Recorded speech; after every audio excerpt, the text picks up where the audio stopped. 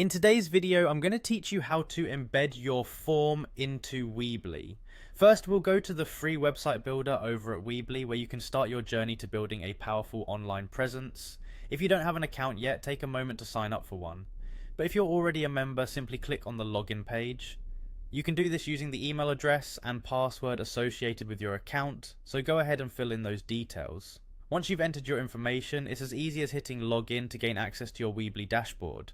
Now that you're logged in, you'll want to navigate to the overview section of your site. This is your hub for managing everything Weebly related.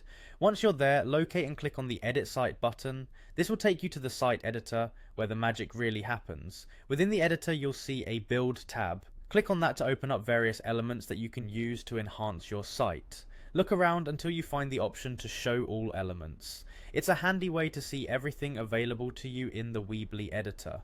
After you've done that, the next step is to identify the embed code block. This is the part you'll need to focus on in order to successfully embed your form into your Weebly site. Once you've located it, click and drag that block onto the area of the page where you want your form to appear. This step is akin to adding a feature onto a real-world bulletin board.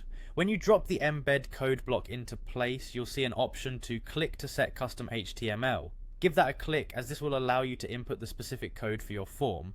Once inside, select Edit Custom HTML. This is the part where you'll need to have your form code ready for pasting, so go ahead and do that. Ensure you've got the correct code for your form, as this is crucial for the embedding process. After you've pasted in your form code, all that's left to do is to exit the custom HTML mode. This action will lock in the changes you've made and allow your form to be properly displayed on your website. And there you have it, your form is now embedded into your Weebly site. To wrap things up, don't forget to publish the changes to your site by clicking on the Publish button.